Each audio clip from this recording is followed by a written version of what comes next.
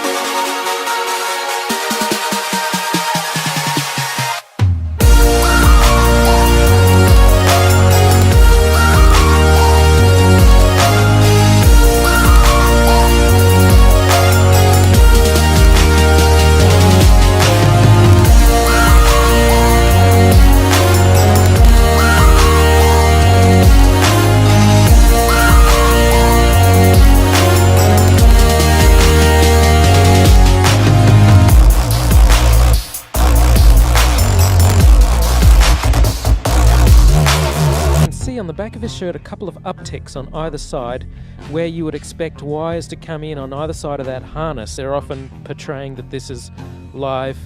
Of course, these things are fully choreographed and edited in advance to make sure that there's nothing too obvious. We all know NASA uses wires, and sometimes we'll catch them like this here. The guy pulled on his wire. However, some days when you're filming live, things just don't work out. And it becomes so blatantly obvious, it's ridiculous.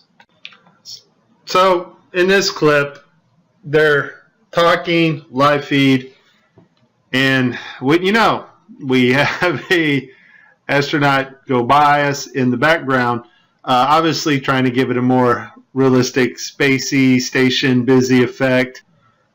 And so we see the guy come flying along in a harness on his wires. Pretty amazing.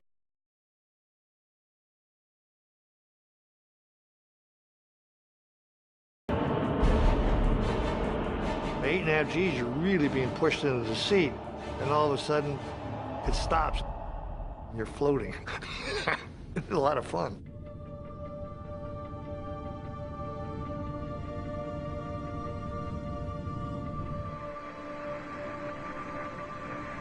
The crew went through the preparation process. They reported we were ready. Yeah, my phone. I had a tracking station make sure that all of the safety criteria had been met, and this was now okay to open up the hatch. Okay, we're giving you a go for your EVA at this time. Okay. Roger, flight, let's go. Okay.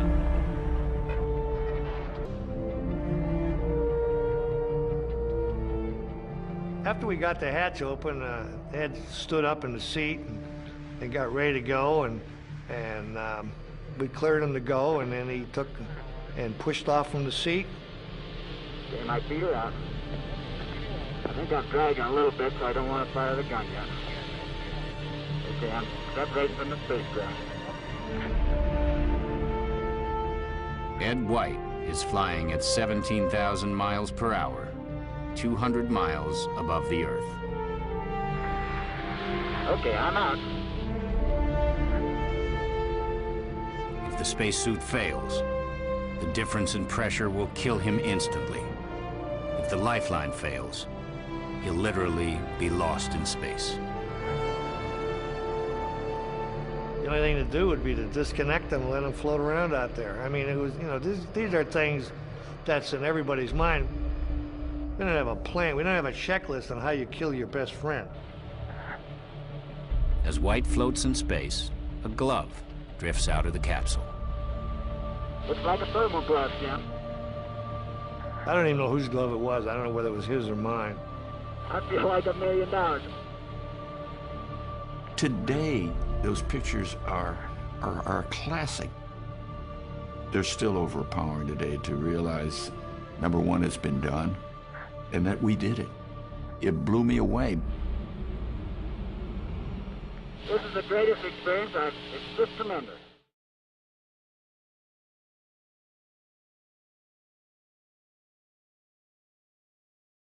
Here's where I think the animators got carried away with creative license. The astronauts' helmets don't swivel. They are fixed to an airtight ring base, which is sewn to nearly 1/4 of an inch of multi-ply fabric, nylon, and mylar. Once pressurized, it becomes very stiff.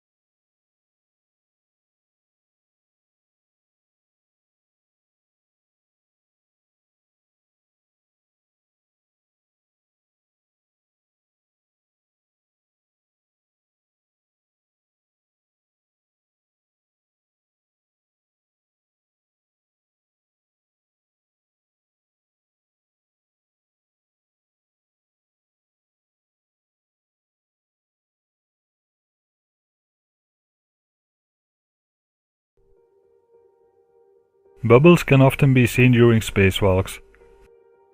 It's not just in 1 or 2 spacewalks, these are only a few examples. These are official spacewalks, not training videos. You can see our planet in the background.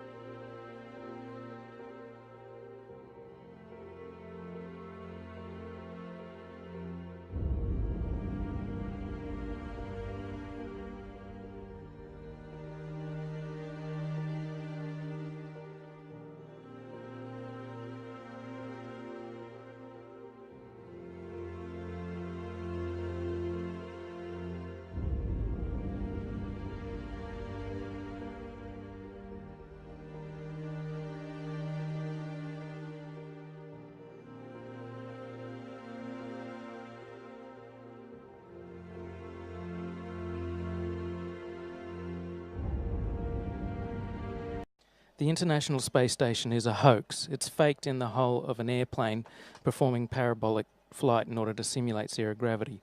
All manned space travel is fake. No one has even been in low Earth orbit. Spacewalks are faked in a float tank. That's why a gallon of water leaked into the guy's spacesuit and he literally almost drowned in space a few months ago. And there's a bubble coming up showing the fakery. Recently there was a National Geographic broadcast supposedly from space, and here's Soledad O'Brien as she flicks to the people in the International Space Station. Now have a look at their feet. There's stabilization bars, blue stabilization bars. The guy in the blue on the right, he's twisting slightly to the right and he lifts up his left knee in order to counteract that rotation. For every action there's an equal and opposite reaction. So he lifts up his left leg in order to counterbalance the rotation that comes from the uneven movement of the aircraft as it flies through the air. You can't help but experience these small movements. If this was a real spacecraft, there would be absolutely no movement whatsoever. It would be extremely unexpected and unwelcome if it moved in orbit. There are not a whole bunch of jets on the outside of the International Space Station constantly readjusting its orbit. That's not how things in orbit work. You put them in orbit, you get the exact trajectory, and they stay on track. Now, if you have a look at these two guys, they're using these blue stabilization bars constantly in order to steady themselves. Have a look at his feet adjust back and forth, and he's using that blue stabilization bar to try and stay steady.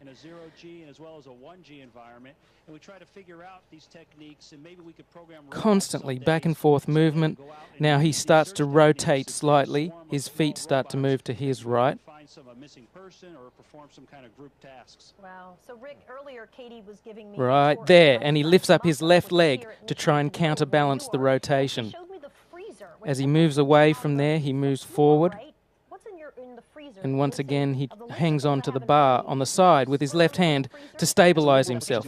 This should not be happening in space. Now, this is the same thing sped up. Have a look at the two spheres. One of them is rotating. Through the force of precession, it doesn't move as much. But look at the one on the left. It should be moving in a straight line. Instead, it has this strange curved trajectory. This is not outer space. This is a hoax. And if they're going to fake one thing in outer space, the whole thing is fake.